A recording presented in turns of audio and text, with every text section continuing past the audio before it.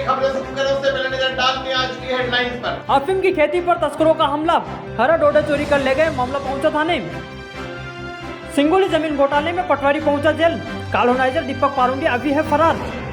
दिग्विजय सिंह पहुंचे नीमच और सुनाई खरी खरी तो बगल में झांकने लगे कांग्रेस के नेता। ईसाई समाज की पहली महिला जो मृत्यु उपरांत करेगी देहदान। 22 साल के ऋतिक ने जहर खाकर की आत्महत्या, पुलिस जुटी जांच में। रतनगढ़ थाना क्षेत्र के देहपुर गांव में अफीम तस्करों ने किसान के खेत से हरे डोडे चोरी कर लिए। किसान सामलाल गुजर ने पुलिस में इसकी शिकायत दर्ज करवाई है। किसान सामलाल के पिता बेरूलाल गुजर के नाम नारकोटिक्स विभाग से 10 आरी का अफीम काश्त लाइसेंस मिला था। बुधवार और गुरुवार की रात में तस्कर 5 आरी भूमि से अफीम के हरे डोडे तोड़कर ले गए। सुबह जब किसान खेत पर पहुंचा तो फसल की स्थिति देख हैरान रह गया। इस समय खेतों में अफीम के डोडे पकने की अवस्था में हैं। काले सोने कही जाने वाली इस फसल की सुरक्षा किसानों और पुलिस के लिए बड़ी चुनौती बन गई है। किसान दिन रात मेहनत करते हैं और फसल की पहरेदारी कर रहे हैं। पुलिस ने देर रात मामला दर्ज कर लिया और तस्करों की तलाश में जुटी है। क्षेत्र में अफीम की फसल आते ही तस्कर सक्रिय हो गए हैं। ये इस सीजन का पहला मामला है जो रतनगढ़ थाना क्षेत्र से सामने आया है। जावद विधानसभा क्षेत्र सिंगोली में सरकारी जमीन घोटाले का एक आरोपी पकड़ा गया। सिंगोली के पटवारी सुरेंद्र चुंडावत ने बुधवार रात में थाने में सरेंडर कर दिया। गुरुवार को न्यायालय ने उन्हें 27 फरवरी तक जेल भेज दिया है। मामला सिंगोली के सर्वे नंबर 70 की सरकारी जमीन से जुड़ा है। शिकायतकर्ता दीपक तिवारी ने कलेक्टर हिमांशु चंद्रा को टीएल बैठक में इसकी जानकारी दी थी। शिकायत में बताया गया है कि पटवारी ने नया खाता बनाकर कॉलोनाइजर दीपक पारुंडिया को अवैध लाभ पहुंचाए हैं। तत्कालीन तहसीलदार राजेश सोनी की जांच में पटवारी और कॉलोनाइजर की मिलीभगत सामने आई। नवंबर में कलेक्टर के आदेश पर दोनों के खिलाफ एफआईआर दर्ज की गई। जांच में दोषी पाए जाने के बाद पटवारी को निलंबित कर दिया गया था। मामले का मास्टरमाइंड माना जा रहा कॉलोनाइजर दीपक पारुंडिया अभी भी फरार है। पुलिस उसकी तलाश कर रही है। दोनों आरोपियों के खिलाफ बीएनएस की धारा 318, 4 और 336(2) के तहत धोखाधड़ी का मामला दर्ज है। स्थानीय प्रशासन की कार्रवाई अभी भी अधूरी है। विवादित जमीन पर बोर्ड लगा दिया गया है लेकिन अवैध अतिक्रमण अभी तक नहीं हटाया गया। अतिक्रमणकारियों पर कोई कड़ी कार्रवाई भी नहीं की गई। लंबे समय के बाद पूर्व मुख्यमंत्री दिग्विजय सिंह नीमच पहुंचे। गांधी भवन में उन्होंने कार्यकर्ताओं की बैठक ली और जमकर खरी खरी सुनाई। दिग्गी राजा ने कहा, हम लोगों की लड़ाई सड़क पर नहीं लड़ रहे, इसीलिए सत्ता से दूर हो गए हैं। दलित युवा हमारे साथ नहीं आ रहे हैं। कितने अजा वर्ग के कार्यकर्ता हैं, हाथ उठाओ। तो महज 5 लोगों ने हाथ उठाए। इस पर दिग्गी राजा ने कहा, देखिए अजा वर्ग के सिर्फ 4-5 लोग हैं। हमारे नेताओं ने अजा वर्ग की बस्तियों में जाना छोड़ दिया।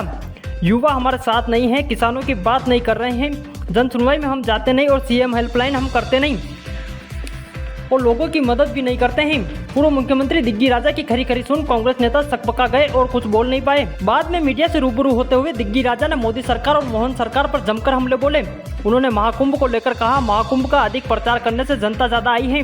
मैं 3 महाकुंभ में स्नान करके आया हूँ। हर बार 144 साल की बात की जाती है। मोहन सरकार के इन्वेस्टर समिट को सिर्फ पैसों की बर्बादी बताई और कहा, शिवराज सिंह चौहान के राज में इतने एमओ हुए, कितने उद्योग धरातल पर आए, यह आज तक पता नहीं चला। कार्यक्रम में कांग्रेस जिला अध्यक्ष अनिल चौरसिया, पूर्व विधायक डॉक्टर संपत स्वरूप जाजू, दिलीप गुजर, डीपी जाखड़, वरिष्ठ नेता नाथू सिंह राठौड़, मधु बंसल, समंदर पटेल, सत्यनारायण पाटीदार, ब्रजेश मित्तल, कमल मित्तल, राकेश अहिर, भानु प्रताप सिंह राठौड़, ब्रजेश सक्सेना, मोनू लोक्स, हरदियातुल्ला खान, तरुण बाहित सहित कई कांग्रेस कार्यकर्ता उपस्थित रहे। 88 रुपये पर पहुंच चुका है। जो अवमूल्यन हुआ है, क्या उसमें भारत की प्रतिष्ठा बढ़ी है? मोदी जी कहते हैं विकसित भारत 2047 तक कर देंगे, सपना दिखाते हैं और सपने दिखाकर ही वो लोगों को एक गुमराह करते हैं। कौन सा ऐसा कदम है उनका जिससे देश की अर्थव्यवस्था सुधरी? महंगाई की बात सब जगह है। आप लोग भी जितने भी हैं, कि आपके परिवारों में महंगाई की बात है कि नहीं? जो हमारे वेतन भोगी लोग हैं, क्या उनके वेतन तो बढ़ी नहीं, महंगाई तो बढ़ गई। बच्चों की स्कूल फीस बढ़ गई, दवाई का खर्चा बढ़ गया, पेट्रोल डीजल की कीमतें बढ़ गई। किसानों की हालत ले लीजिए।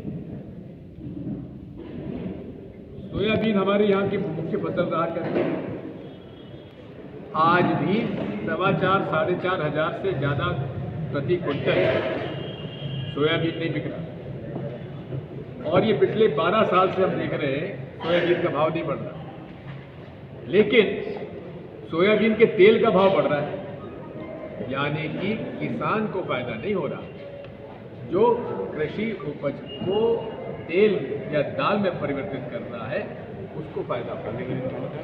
और ये सारा का सारा जो है ब्रांडेड जो माल है, जो ब्रांडिंग करता है, बड़े बड़े तेल के व्यापारी, बड़े बड़े आपके अनाज के व्यापारी, उनको फायदा हो रहा है, किसान को फायदा नहीं हो रहा है। इस तरह से अनेक ऐसे उदाहरण हैं। मोदी जी कहते थे मैं काला धन विदेशों से लेके आऊंगा। 1 रुपया भी विदेशों से काला धन नहीं आया, जबकि भारत से काला धन बाहर निकल गया। स्विस बैंक में भारतीय खाते ये बढ़ गई। जो लोग यहाँ का पैसा लेके बाहर गए उनको आज तक वापस नहीं लाया गया। अब क्या हो रहा है, वो लोग तो आए नहीं, जो बेचारे रोजी रोटी को देखते हुए जंगलों में पहाड़ों में से चुपचाप घुस गए अमेरिका में, वो सब पकड़े गए और उनको मिलिट्री हवाई जहाज में डोनाल्ड ट्रंप उनको हथकड़ियाँ डाल के, बेड़ियाँ डालकर यहाँ भेज दें। और मोदी चुप है। क्या इसमें हमारा राष्ट्र का अपमान नहीं हुआ है? लेकिन आप लोग तो क्या करोगे? भारतीय जनता पार्टी के नेताओं से मैं कहता हूँ, अरे कुछ तो तुम्हारा एक जो अहम जो तुम्हारे जो है जमीन है, क्या जमीन तुम्हारे को उसमें बताता नहीं है कि किस प्रकार से हमारा अपमान हो रहा है? जागृत नहीं होता तुम्हारा जमीन? ये सब बातें आपके सामने में प्रस्तुत करना चाहते हैं। अब बहुत बड़े पैमाने पर एक और समिट हो रही है, इकोनॉमिक समिट हो रही है, ग्लोबल समिट हो रही है। करोड़ों रुपए खर्च हो जाएंगे, बताएंगे इतने हजार इतने लाख करोड़ का इन्वेस्टमेंट आ गया, लेकिन लगता कुछ नहीं। ये केवल अधिकारी, कर्मचारियों, नेताओं को और इवेंट मैनेजमेंट कंपनियों को पैसा कमाने के अलावा दूसरा कोई रास्ता नहीं। और अधिकारी कर्मचारियों को भी बड़े बड़े उद्योगपतियों के और उनके अधिकारी कर्मचारियों का संपर्क स्थापित हो जाता है, जिसकी वजह से उनको लाभ होता है। इन सब बातों पर हमें बताएं मुख्यमंत्री कि आखिर जितना आपके MOU साइन हुए शिवराज सिंह चौहान के समय, उनमें से कितने उद्योग लगे? सरकारी जमीनों पर कॉलोनियां काट रही है। भाजपा के लोग सरकारी जमीनों पर कब्जा कर रहे हैं, कोई पूछने वाला नहीं है। पूरे तरीके से आज जो मोदी जी कहते थे न खाऊंगा ना खाने दूंगा, उल्टा अब ये है खूब खाओ, खूब खिलाओ और पकड़े जाओ, हम है ना तुम्हारे लिए।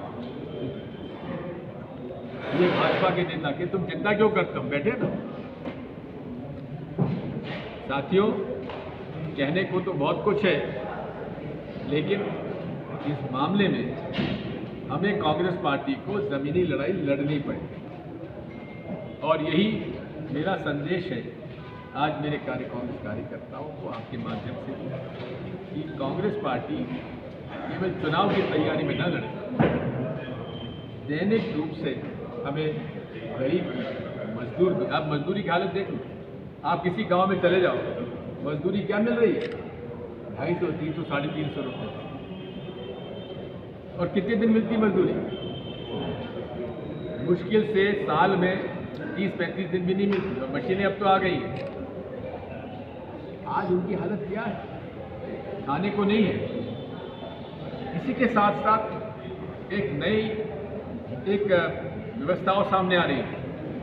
अनेक नॉन बैंकिंग फाइनेंस कंपनीज आ गई है मार्केट में, जो 2 दिन में 4 दिन में कर्जा बांट देते हैं। सर, ये स्थानीय स्तर पे जमीनें मैं कर लूँ समाधान। हाँ, तो ये जो छोटे छोटे शहरों में कंपनियां आ गई हैं, लोगों को कर्जदार बनाया जा रहा है और ब्याज पर ब्याज कंपाउंड इंटरेस्ट लिया जा रहा है, चक्रवर्ती ब्याज लिया जा रहा है और इसको कोई देखने वाला नहीं। हम चाहेंगे कि इसमें माननीय मुख्यमंत्री जी आप इस बात को देखें और वित्त मंत्री जी हमारी केंद्र उनसे भी हमने कहा है और कहेंगे कि आप in non banking finance companies को चक्रवर्ती ब्याज देने से रोकिए और इसमें छोटे छोटे लोगों को फंसाया जा रहा है, उनकी ज़मीनें गिरवी रखवाई जा रही हैं, उनके मकान खरीदे जा रहे हैं। ये सब व्यवस्था जो है आज इस देश में गरीब गरीब होता जा रहा है, अमीर अमीर होता जा रहा है और इस देश की संपत्ति कुछ लोगों के हाथ में पहुंची है। 16 लाख करोड़ का कर्जा बड़े बड़े उद्योगपतियों का माफ हो गया, लेकिन गरीब का कर्जा, किसान का कर्जा, छोटे बच्चे का देखिए जैसे कि अभी आपकी गठबंधन के नेता ममता बनर्जी ने एक बयान दिया है जिसमें मृत्यु कुंभ कहा है। आप कुछ कुंभ में परिवार के साथ स्नान करके आज बयान को किस तरीके से लेते हैं आप? उन्होंने किस संदर्भ में कहा है मुझे जानकारी नहीं। ये कुंभ स्नान जो है ये आस्था का प्रश्न है और मैं एक आपको बड़ी मजेदार बात बताता हूँ। मैंने 2001 में भी स्नान किया, तब भी मुझे कहा गया साहब 144 साल में पहली बार आ रहा है। 2013 में भी, तब भी मुझसे कहा साहब 144 साल बाद ये ग्रह आ रहा है और इस बार भी 144। ये क्या है? नहीं, इसकी तो व्यवस्था को लेके क्या कहेंगे? इसकी तो वैज्ञानिकता भी प्रमाणित हुई है ना। नहीं, और सेकंड क्वेश्चन ये सर, व्यवस्था को लेके क्या कहेंगे? व्यवस्था को लेके क्या कहेंगे? दिल्ली में भी हादसा देखने, ट्रेन हादसा देखने में आया था महाकुंभ की जो। अब वो हादसा देखने की बात ये है, ये व्यवस्था की रेलवेज में लगभग 35% पद खाली हैं। जहाँ पद खाली हैं वहाँ डेली वेजेस से काम करा रहे हैं, उसकी वजह से हादसे हो रहे हैं। वहाँ पर भी व्यवस्था में कमी इस बात की थी कि इन्होंने उसको इतना प्रचारित कर दिया कि लोग वहाँ पहुँच गए। मैं खुद 9 फरवरी को जाना चाहता था रीवा से, क्योंकि रीवा से इलाहाबाद पास पड़ता है प्रयागराज, लेकिन 40-40 किलोमीटर का जाम लगा हुआ। तो फिर मैं दिल्ली से होके गया प्रयागराज। तो ये आस्था का प्रश्न है, कौन क्या कहता है उसके बारे में मैं कुछ नहीं कहूँ। भाजपा ने महिलाओं की बात अभी आपने बात करी सर के केंद्र में जो है खाओ और खिलाओ, बराबर आपने राज्य में भी, हाँ राज्य में भी यही स्थिति आप बता रहे हैं, कांग्रेस का आरोप है। लेकिन पिछले दिनों की बात की जाए तो कांग्रेस का एक पार्षद प्रतिनिधि जो है यहाँ पर जो है रिश्वत लेते रंगे हाथों पकड़ाया था, जिसे पकड़ा था। ठीक, इसमें कार्रवाई हो। अभी आपको माला पहनाने वो लगा था, आज माला पहनाए ऐसा है, उसको तो पार्टी से निकाल के निकालने के बाद भी आपका आपको स्वागत कर रहे हैं, आपके प्रोग्राम में आ रहे हैं, साथ में खड़े उसके हैं। क्या चेहरे पे लिखा हुआ है क्या? मुझे क्या मालूम? सर, स्थानीय स्तर पर भी जमीन घोटाले और बहुत सारी बातें आई यहाँ हैं। कांग्रेस विरुद्ध है यहाँ पे सर सरकारी जमीनें गरीबों से लेके चुनाव के समय कई दावेदार आते हैं, लेकिन आप आए तो साथ रहेंगे। ऐसा है, भू स्वामित्व योजना, इसमें जिसके पास कोई आवास नहीं है, उसको सरकारी जमीन पर यदि कब्जा है, मकान बनाए हुए, तो वो भूमि उसको आवंटित होगी। ये कानून है, उसके नियम भी है, नियम भी मेरे पास है, वो मैं देखूँगा। लेकिन कई ऐसे अपात्र लोगों को मिल गया पट्टा, जिनके पास 3-3, 4-4 मकान है और जो पात्र है उसको नहीं मिल पा रहा है क्योंकि उसके पास देने को नहीं है। आपने कहा कि लेकिन कांग्रेस इसकी लड़ाई क्यों नहीं लड़ रही है? कांग्रेस के जिला अध्यक्ष जी बेटे कोई मुद्दा नहीं उठाते हैं। कैसे भी इलेक्शन मोड में देना चाहिए, लेकिन हम लोग ये मानते हैं कि नीमच में कार्यकर्ता ही नहीं है हमारे जिसके पास घर बनता है तो कोई किसी को पता नहीं चलता, कल कोई आएगा फिर वापस कांग्रेस बिखर जाएगी। कैसे स्थानीय समस्याओं को लड़ेंगे? स्थानीय समस्याओं की लड़ाई लड़ने में गुटबाजी की आवश्यकता नहीं है। नहीं ना सर, लड़े ना, उसको कौन रोक रहा है?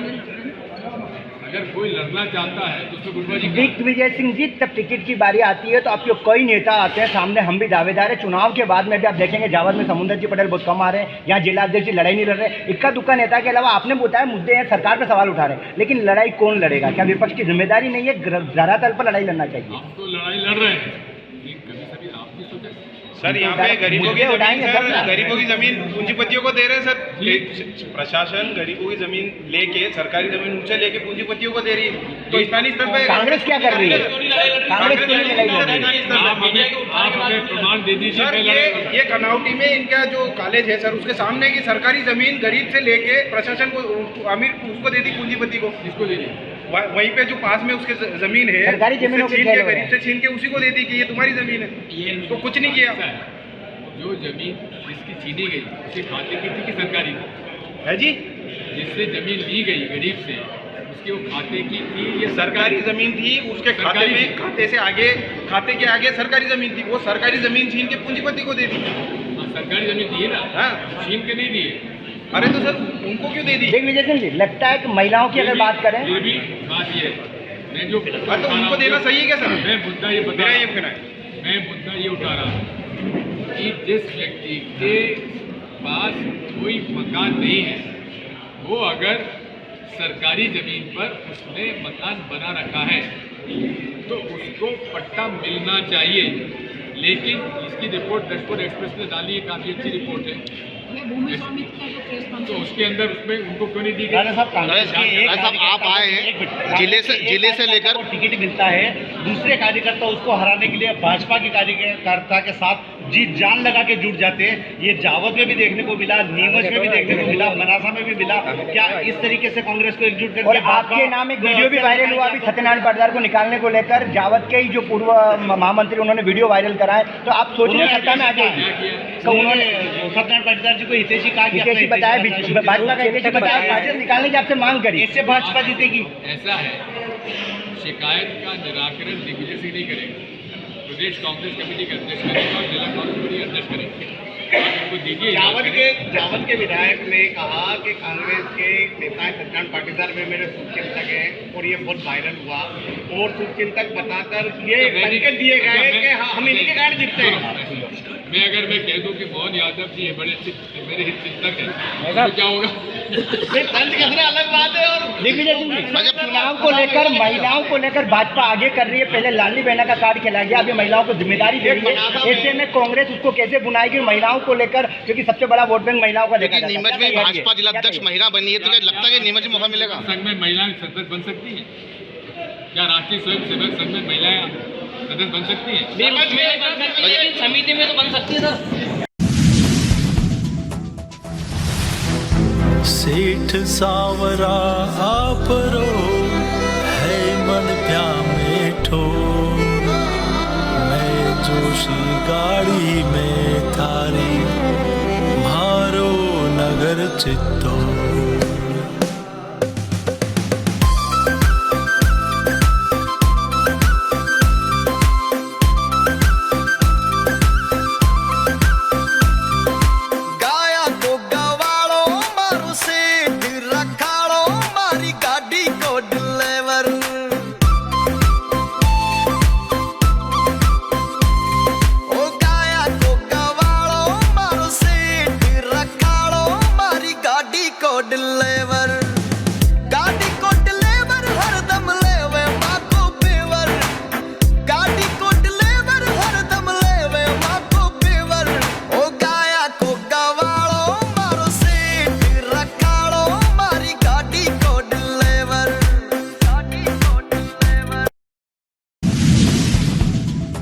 नीमच के पूर्व पार्षद और प्रसिद्ध समाजसेवी रोजी डिसिल्वा ने देहदान की घोषणा की है।